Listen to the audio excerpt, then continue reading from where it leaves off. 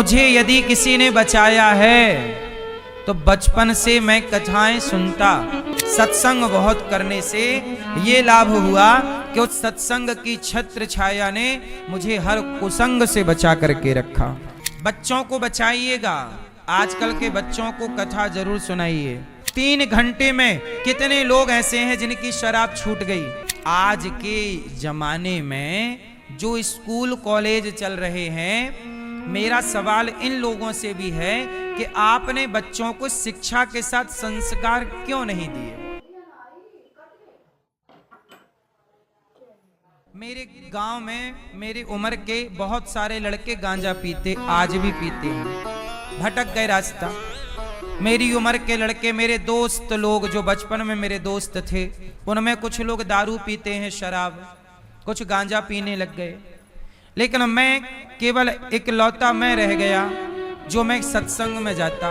मैं उनसे कहता चलो सत्संग में, वो नहीं जाते, बोले हमें वहां जाना है गांजा पीने। वो गांजा में जाते, मैं सत्संग में जाता। तो मुझे यदि किसी ने बचाया है तो बचपन से मैं कथाएं सुनता। 30 किलोमीटर दूर कथा हुआ करती तो मैं साइकिल से जाया करता कथा सुनने के लिए, और चुपचाप जाके पीछे बैठ के कथा सुनता, और कथा सुनने के बाद साइकिल से वापस आ जाता। और रास्ते में और कहीं हम लोग उस हम जब बचपन में थे ना, उस जमाने में कोई प्रचार नहीं था, ना सोशल मीडिया था, ना हमारे पास मोबाइल था। कहीं कथा होती थी तो पता भी नहीं लगता था। पहले गांव में कथा होती थी तो गांव में मुनादी दे दी जाती थी, बुलौआ, गांव में बोलते हैं बुलौआ, ए भैया बुलौआ दे दो, तो गांव के गांव में पता लग जाए, अगल बगल हो तो पता लग जाए। पर कथाएं बहुत कम हुआ करती थी पहले। कभी 25-50 गांव में, एक गांव में कभी कथा हो तो पता भी ना लग पाए। तो हमें जब पता लगे कि फलानी जगह का, हम लोग पता लगाए रहे, मैं पता लगाए रहूं कहाँ कथा हो रही है अगल बगल 10-20 गांव में, जहां हो मैं तुरंत साइकिल उठाऊं और वहां चला जाऊं। सत्संग बहुत करने से ये लाभ हुआ कि उस सत्संग की छत्र छाया ने मुझे हर कुसंग से बचा करके रखा। बचपन में ही यदि मुझे गांजे की लत लग जाती, शराब की लत लग जाती, क्योंकि कुसंग मेरे बिल्कुल अगल बगल था, मेरे साथ उठने बैठने वाले लोग गांजा पीते, लेकिन भगवान ने मुझे बचाए रखा। क्यों बचाए रखा? क्योंकि भगवान को इस शरीर से ये आप सबकी सेवा करानी थी। मैं आपको एक बात और कहूं, आप भी अपने बच्चों को सत्संग से जोड़ करके रखिएगा। सत्संग हटा तो क्या मिलेगा? संसार का कुसंग। और याद रखना, कुसंग अयोध्या में भी था, औरों के यहां नहीं, भगवान राम के घर पर भी था कि नहीं? कैकई मां को किसने बिगाड़ दिया? जोर से, सत्संग ने कि कुसंग ने? माता कैकई को किसने बिगाड़ दिया? भैया किसने बिगाड़ा? मंथरा के कुसंग ने। कुसंग मिला माता कैकई को। कैकई तो राम की माता है, भरत की मां है, पर राम को दूध पिलाया है, तो राम की भी मां है।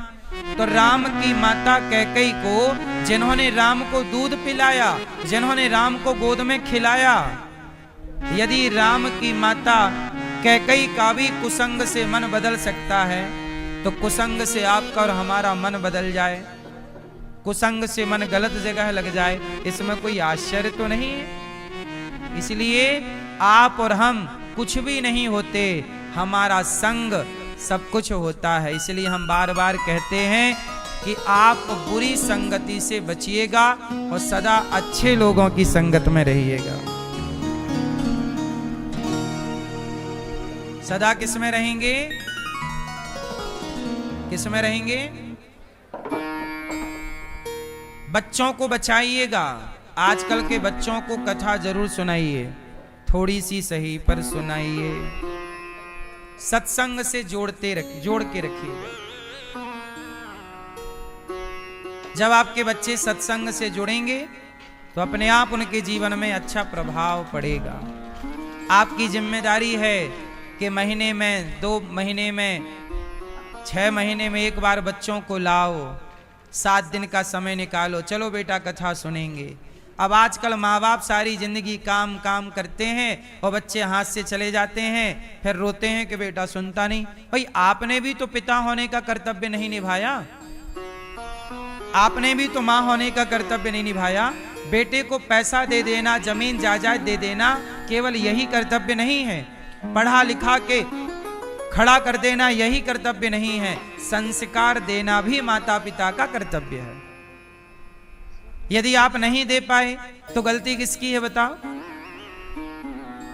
बच्चे बिगड़ेंगे तो जिम्मेदार कौन होगा?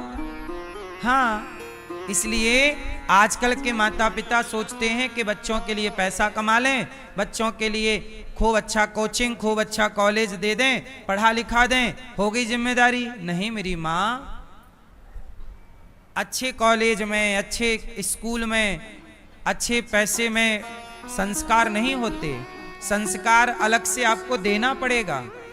किसी भी विद्यालय में, किसी भी स्कूल में, किसी भी यूनिवर्सिटी में संस्कार नहीं दिए जाते। भारत का दुर्भाग्य यही तो है कि यहां शिक्षा है पर संस्कार नहीं है। क्या कॉलेज के बच्चे देख लीजिएगा, सिगरेट पी रहे हैं, शराब पी रहे हैं। आजकल कॉलेज के बच्चे अपने, कुछ बच्चे, मैं कुछ बच्चों की बात करता हूं, सबके नहीं, कुछ बच्चे ऐसे हैं जो अपने माता का, अपने पिता का सम्मान नहीं करते। अच्छा एक बात बताओ, ये कॉलेज का लड़का है, माना कि ये कॉलेज का लड़का है और ये अपने दादाजी का सम्मान नहीं करता, तो बताओ उसमें उस कॉलेज के बच्चे की गलती है कि पढ़ाने वाले प्रोफेसर और पढ़ाने वाले टीचर्स की गलती है? किसकी गलती है? किसकी गलती है? उन शिक्षकों की भी गलती है। भाई ये बताओ, आपका बच्चा हमारे, अच्छा देखो 3 घंटे आप कथा सुनते हो, तो कथा सुनने के बाद आपके जीवन को बदलना मेरी जिम्मेदारी है। इसलिए मैं कथा जिम्मेदारी से सुनाता हूं। मैं 3 घंटे आपके बर्बाद नहीं करता। आप मुझे 3 घंटे दीजिए, मैं आपको जिंदगी कैसे जी जाती है, कैसे सफल हुए जाते हैं, हर चीज के मंत्र आपको दे दूंगा। आप बहुत सफलता से, बहुत आसानी से आप सफलता को पालोगे। 3 घंटे में कितने लोग ऐसे हैं जिनकी शराब छूट गई, मांसाहार छूट गया, कुसंगति छूट गई। तो मैं कथा सुनाता हूं इस जिम्मेदारी से कि आपने मुझे टाइम दिया है तो मैं आपके जीवन में बदलाव लाऊंगा, ये मेरी जिम्मेदारी है। बोलो हाँ या ना? तो जो टीचर आपके बच्चे को स्कूल में पढ़ा रहा है, आपका बच्चा रोज उस टीचर को 5 घंटे दे रहा है, तो क्या उस टीचर की जिम्मेदारी नहीं थी कि वो शिक्षा में बच्चों के भीतर थोड़ा संस्कार डालता रहे? यदि वो बच्चा, स्कूल कॉलेज वाला अपने दादा का सम्मान नहीं करता, तो मैं टीचर से सवाल करता हूं कि तुमने पढ़ाया क्या है? क्या पढ़ाया तुमने? ये बड़ों का सम्मान तो कर नहीं रहा है। उदाहरण देखिए राम जी का। राम जी पढ़ने गए वशिष्ठ जी के पास, ध्यान से सुनिएगा। राम जी पढ़ने कहां गए? गुरुकुल। कहां गए? जोर से, कहां गए?